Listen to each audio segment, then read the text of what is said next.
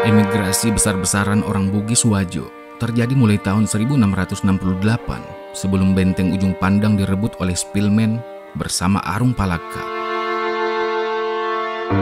Lontara suku Nawajo menyatakan bahwa dalam pertempuran di Sumba Opu dan Ujung Pandang itu, kurang lebih 10.000 orang-orang Wajo mengambil bagian di bawah pimpinan Arung Matua Wajo, Laten Rilai Tosengeng.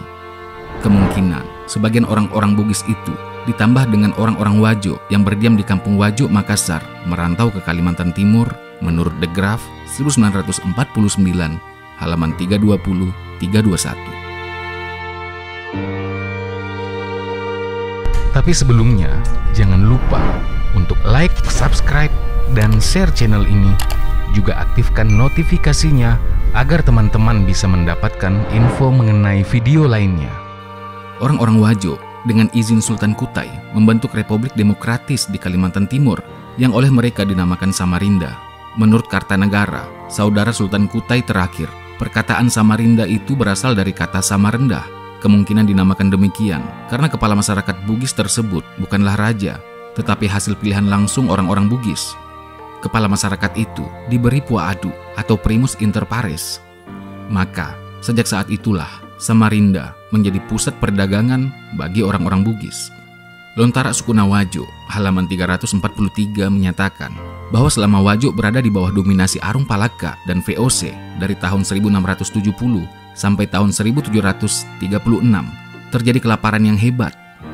Sedangkan perdagangan orang-orang Wajo praktis terhenti karena dilarang berdagang dengan dunia luar. Banyak sekali orang-orang yang menderita itu kemudian merantau ke Makassar, Donggala, Gorontalo, Bima, Kalimantan, Jawa, Sumatera, Singapura, Johor, Patani, dan Kamboja. Kemudian sebagian pedagang-pedagang Bugis terpaksa melakukan penyelundupan dalam istilah VOC. Sebab para pedagang makin meningkat disebabkan oleh dua hal.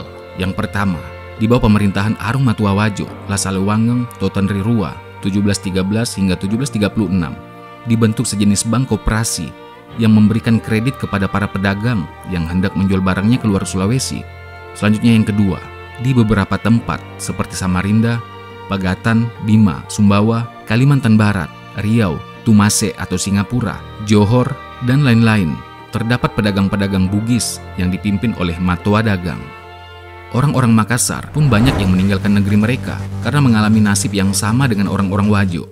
Mereka diperkirakan ke daerah-daerah yang pernah ditaklukkan oleh kerajaan Goa pada permulaan abad ke-17, yaitu Bima yang takluk pada 1617, Sumbawa pada 1619, Banggai dan Sulu pada 1634, Timor pada 1640, Sumba, Dompu, Sanggar, Kutai, dan Berau pada 1618, Buton, Muna, Bungku, Salor, Tedak, Manggarai pada 1626, Limboto, Gorontalo, Tondano, dan Sangir pada 1634, Buru, Bea, dan Bebe pada 1640, di mana bermukim orang-orang Makassar dan Bugis. Laside Daeng Tapala, 1975.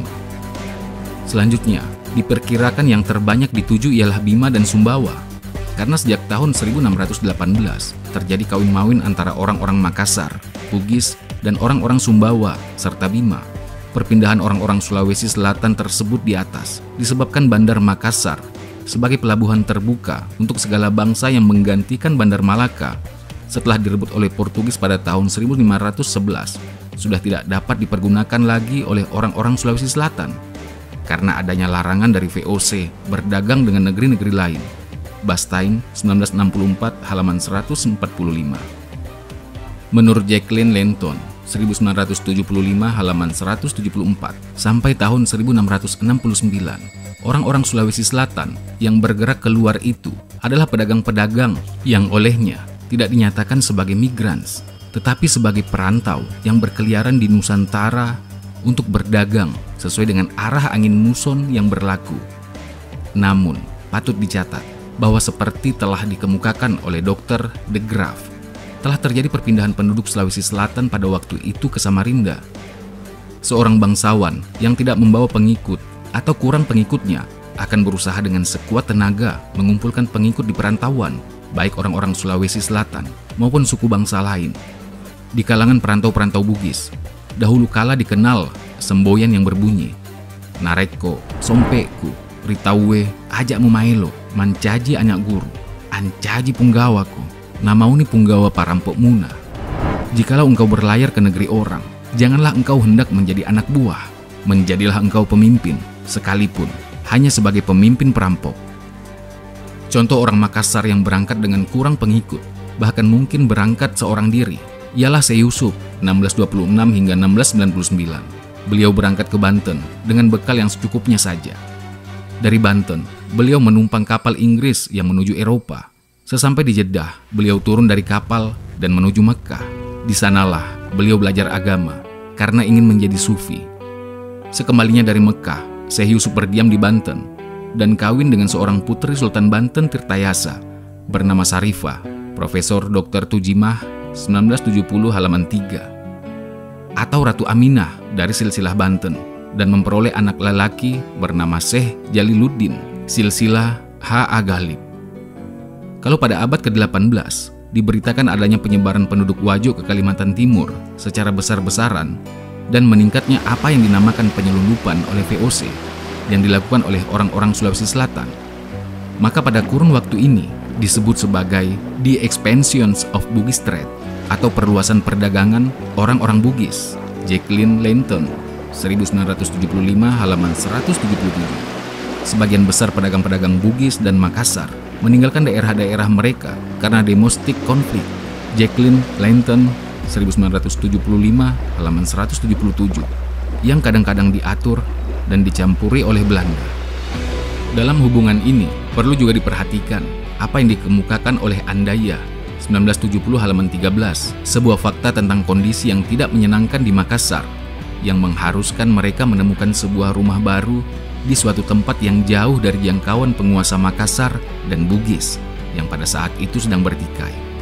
Di samping keadaan tersebut, menurut Crawford 1856 halaman 75, perantauan itu disebabkan oleh karakter dasar orang-orang Bugis, terutama di kalangan orang-orang Wajo.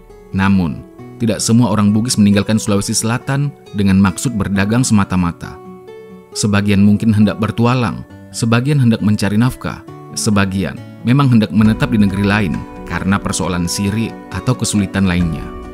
Yang tercatat di dalam Lontara adalah sebagai berikut. Yang pertama, Daeng Mateko, saudara Lakma Dukeleng, Arung Singkang, merantau ke Kalimantan Barat, Riau, Lingga, dan Johor, kemungkinan untuk berdagang, tetapi kemudian terlibat dalam perang saudara antara orang-orang Melayu. Lontara suku Nawajo disebut juga oleh Tuhfat Al-Nafis, karangan almarhum Raja Ali Al-Haji Riau. Selanjutnya yang kedua, Lamak Dukeleng, Arung Singkang. Mula-mula ia ke Johor, Sumatera, Kalimantan Selatan, dan Kalimantan Timur karena takut diadili oleh Raja Bone Lapatau.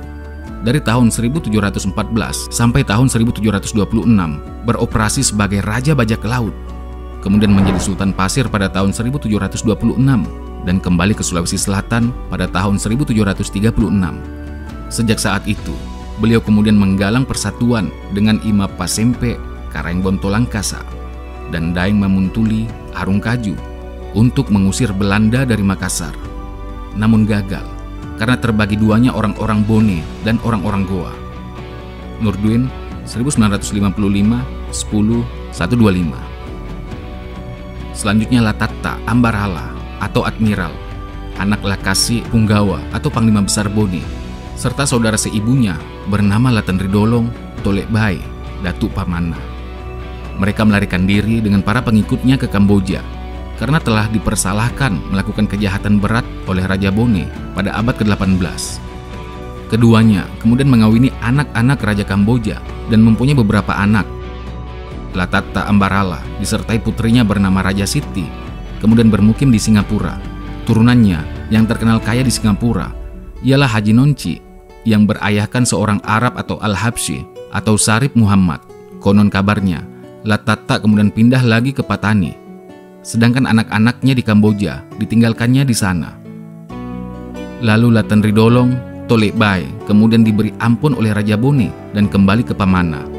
Namun anak-anaknya menetap di Kamboja, Lontara Andi Paramata dan Lontara suku Nawajo 594 hingga 595. Pada abad ke-18, kurang sekali dicatat oleh Lontara peristiwa perantauan orang-orang Sulawesi Selatan Peristiwa abad ke-19 dan 20 memang tidak dibukukan dalam Lontara Suku Nawajo dan Lontara Bilang Goa atau catatan harian Raja Goa dan Talo, dua lontara yang paling tebal di Sulawesi Selatan yang berakhir dengan pencatatan peristiwa abad ke-19 dan abad ke-18.